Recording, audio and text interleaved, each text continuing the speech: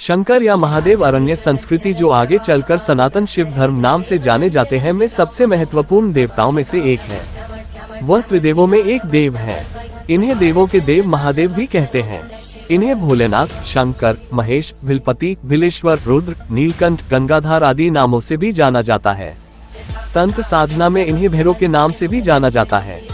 हिंदू शिव धर्म के प्रमुख देवताओं में से है। वेद में इनका नाम रुद्र है। ये व्यक्ति की चेतना के अंतर्यामी हैं।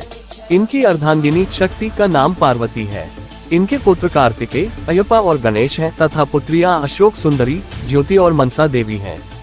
शिव अधिकतर चित्रों में योगी के रूप में देखे जाते हैं और उनकी पूजा शिवलिंग तथा मूर्ति दोनों रूपों में की जाती है। शिव के गले में नाग देवता विराजित है और हाथों में डमरू और त्रिशूल लिए हुए हैं। कैलाश में उनका वास है। ये शैव मत के आधार है। इस मत में शिव के साथ शक्ति सर्व रूप में पूजित है। शंकर जी को संहार का देवता कहा जाता है। शंकर जी सौम्य आकृति एवं रौद्र रूप दोनों के लिए विख्यात हैं। इन्हें अन्य देवों से बढ़कर माना जाने के कारण महादेव कहा जाता है। सृष्टि की उत्पत्ति, स्थिति एवं संहार के अधिपति शिव हैं। त्रिदेवों में भगवान शिव संहार के देवता माने गए हैं। शिव अनादि तथा सृष्टि प्रक्रिया के आदि स्रोत है और यह काल महाकाल की ज्योतिषशास्त्र के आधार है। शिव का अर्थ यद्यपि कल्याणकारी माना गया है, लेकिन वे हमेशा लय एवं प्रलय दोनों को अपने अधीन किए हुए हैं। रावण, शनि, कश्यप ऋषि आदि इनके भक्त हुए हैं। शिव सभी को समान दृष्टि से देखते हैं, इसलिए उन्हें महादेव कहा जाता है। शिव के कुछ प्रचलित नाम महाकाल, आदिदेव, किरात, शंकर, चंद्रशेखर, जटाधारी, नागनाथ, मृत्युंजय, मृत्यु पर विजयी, त्र्यंबक, महेश, विश्वेश, महारुद्र, विषधर, नीलकंठ, महाशिव, उमापति, पार्वती के पति, कालभैरव, भूतनाथ, त्रिलोचन, तीन नयन वाले, शशिभूषण आदि। भगवान शिव को रुद्र नाम से जाना जाता है। रुद्र का अर्थ है रुद्र, दूर करने वाला अर्थात दुखों को हरने वाला। अतः भगवान शिव का स्वरूप कल्याण कारक है। रुद्राष्टाध्यायी के 5वें अध्याय में भगवान शिव के अनेक रूप वर्णित हैं। रुद्र देवता को स्थावर जंगम सर्व पदार्थ रूप, सर्व जाति मनुष्य देव पशु वनस्पति रूप मानकर के सर्व अंतर्यामी भाव एवं सर्वोत्तम भाव सिद्ध किया गया है। इस भाव का ज्ञाता होकर साधक अद्वैतनिष्ठ बनता है। जिस प्रकार इस ब्रह्मांड का न कोई अंत है, न कोई छोर और न ही कोई शुरुआत, उसी प्रकार शिव अनादि है। संपूर्ण ब्रह्मांड शिव के अंदर समाया हुआ है। जब कुछ नहीं था तब भी शिव थे, जब कुछ न होगा तब भी शिव ही होंगे। शिव को महाकाल कहा जाता है, अर्थात समय। शिव अपने इस स्वरूप द्वारा पूर्ण सृष्टि का भरण पोषण करते हैं। इसी स्वरूप द्वारा परमात्मा ने अपने ओज व उष्णता की शक्ति से सभी ग्रहों को एकत्रित कर रखा है। परमात्मा का ये स्वरूप अत्यंत ही कल्याणकारी माना जाता है, क्योंकि पूर्ण सृष्टि का आधार इसी स्वरूप पर टिका हुआ है।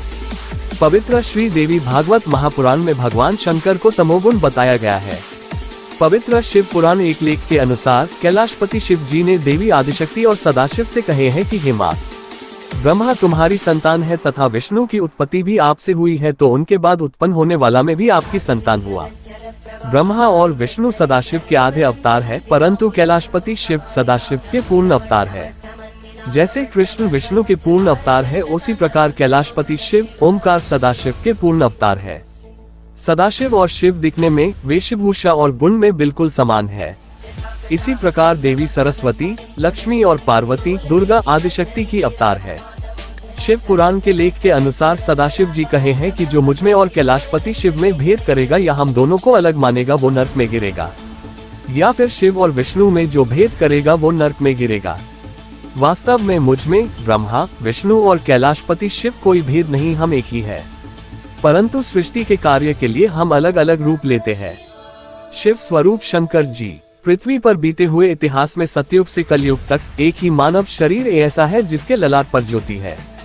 इसी स्वरूप द्वारा जीवन व्यतीत कर परमात्मा ने मानव को वेदों का ज्ञान प्रदान किया है, जो मानव के लिए अत्यंत ही कल्याणकारी साबित हुआ है। वेदो शिवम शिवो वेदम। परमात्मा शिव के इसी स्वरूप द्वारा मानव शरीर को रुद्र से शिव बनने का ज्ञान प्राप्त होता है। बहुत समय पहले की बात है, हिमालय पर्वत की ऊंचाइयों पर भगवान शिव और माता पार्वती का निवास था। भगवान शिव, जिन्हें महादेव भी कहा जाता है, तीनों लोकों के स्वामी थे। उनकी जटाओं में गंगा बहती थी और उनका तीसरा नेत्र उनके दिव्य ज्ञान का प्रतीक था। एक बार देवताओं और राक्षसों के बीच भयंकर युद्ध हुआ। इस युद्ध के दौरान राक्षसों ने अमृत पाने के लिए समुद्र मंथन किया। मंथन से सबसे पहले विष उत्पन्न हुआ, जिसने तीनों लोकों में हलचल मचा दी। विष इतना तीव्र था कि उसके प्रभाव से सब कुछ जलने लगा। इस विष के प्रकोप से त्रस्त देवता और ऋषि मुनि भगवान शिव के पास पहुंचे और उनसे मदद की गुहार लगाई। महादेव ने बिना किसी संकोच के उस विष को अपने कंठ में धारण कर लिया, जिससे उनका कंठ नीला हो गया और वे नीलकंठ कहलाए।